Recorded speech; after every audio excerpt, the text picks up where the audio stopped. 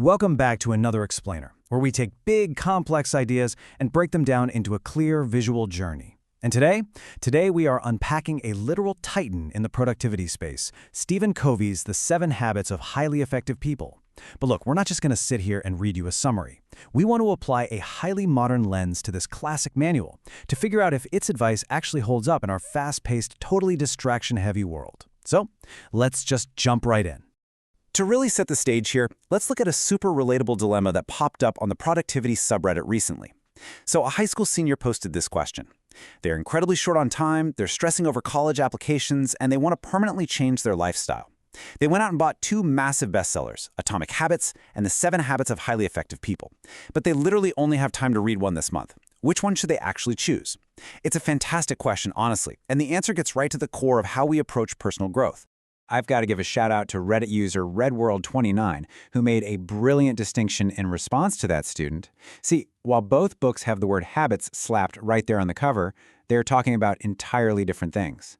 Atomic Habits is all about useful tactics, right? It's the micro-level daily execution, like how to actually trick yourself into getting out of bed and hitting the gym. The 7 Habits, on the other hand, is about broad strategy. It's giving you a macro-level life philosophy. It focuses on the fundamental principles you use to govern your decisions. You need both, of course, but grasping this distinction is absolutely key to getting the most out of Covey's work. All right, Section 1. Roots of Real Effectiveness. Well, before Covey even introduces the famous 7 habits, he spends a ton of time just building the foundation. We really need to understand the roots of real effectiveness. I want you to think of your life as a tree. The top of the tree, the trunk, branches, the leaves, that represents your personality, your image, your outward skills. It's what everyone sees. But Covey argues that true effectiveness doesn't come from just pruning those visible branches. The real magic lies in the invisible roots, which represent your character. Our primary energy has got to go into cultivating those invisible roots if we actually want to see real fruits. You just can't slap a positive, upbeat attitude onto a weak character and expect any sort of long-term success. And how those roots are formed basically comes down to a word Covey uses all the time, paradigm. A paradigm is, quite simply, the way we see, understand, and interpret the world. It's your unique mental map. Because we are all shaped by totally different upbringings, environments, and experiences, no 2 individuals share identical paradigms. This is a game changer because your mental map dictates literally everything you do. So how does that actually play out in real life? Enter the see-do-get cycle. The results we get in life depend entirely on what we do, our actions and behaviors. But what we do depends heavily on how we see the world, our paradigms. If your mental map is flawed, your actions will be flawed and your results are going to be pretty poor. The absolute secret to effectiveness is aligning your personal paradigms with universal natural principles. When your internal map finally matches the actual territory of reality, that's when you start getting superb results. Which brings us to this incredibly powerful quote from Covey. He says, "If you want small change, work on your behavior. If you want quantum leap changes, work on your paradigms." So the big takeaway here is that real, lasting transformation doesn't come from just gritting your teeth and trying harder. It comes from fundamentally shifting how you view reality itself. Moving on to Section 2, the P/PC balance. Okay, once you've wrapped your head around paradigms, Covey introduces what is arguably the ultimate productivity engine. He contrasts production with production capability. Think back to Aesop's fable of the goose that laid the golden eggs. Production, or the P, is the golden eggs. It's the desired results you want today. Production capability, the PC, is the goose, the asset actually producing those results. To put that into perspective for today, if you pull an all-nighter to finish a project, you might get a lot of production done, but you've essentially destroyed your production capability for the next 3 days because you are completely exhausted. Or in a business context, if a company extracts every ounce of value from its employees but treats them terribly, the goose will eventually die. True effectiveness is a delicate balancing act of getting results today while preserving your ability to get results tomorrow. Okay, Section 3, the Maturity Continuum. With those foundational pieces set, we can finally map out the actual 7 habits, and they follow a very structured path. We all start life in a state of dependence. The first 3 habits help us achieve a private victory, which moves us from dependence to independence. But it doesn't stop there. True effectiveness in a connected world requires a public victory. That's moving from independence to interdependence, where we work effectively with others. You absolutely must master yourself before you can ever hope to succeed with anyone else. Let's break down that private victory first. Habit 1 is be proactive. This just means taking full ownership of your life. You are in the driver's seat. You aren't just reacting to whatever life throws at you. Habit 2 is begin with the end in mind. You need to know your final destination so you can filter all your current decisions through that exact lens.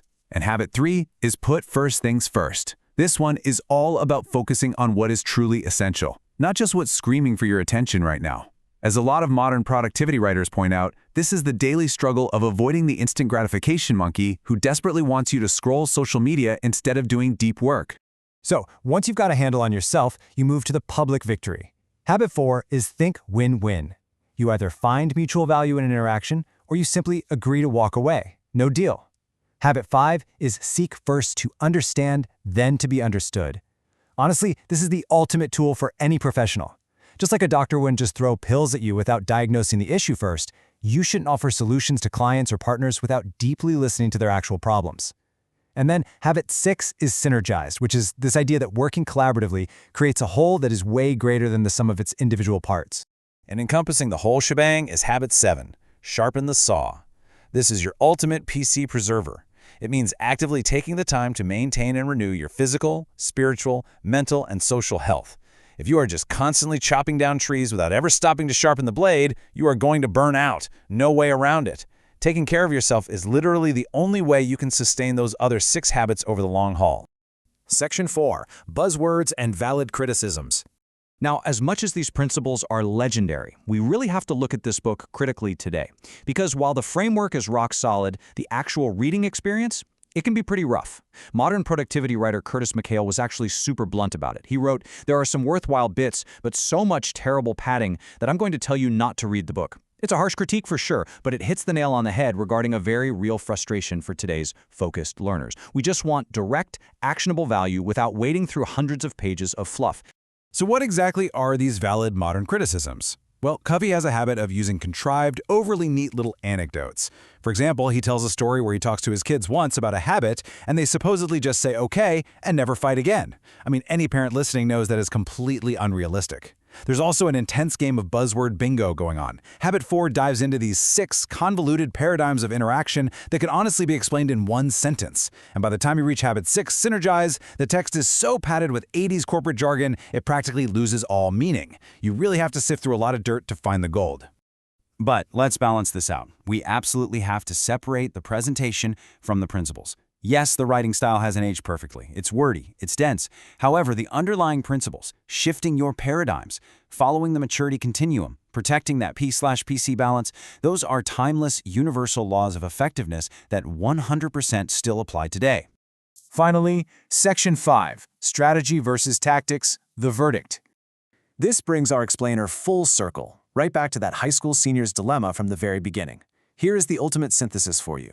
Use the 7 habits to build your character, shape your paradigms, and map out your overarching life strategy. It gives you the why and the macro-level map of effectiveness. But to avoid getting bogged down in all that corporate padding, rely on modern tactical guides, like Atomic Habits, for your daily execution and the actual how-to of building routines.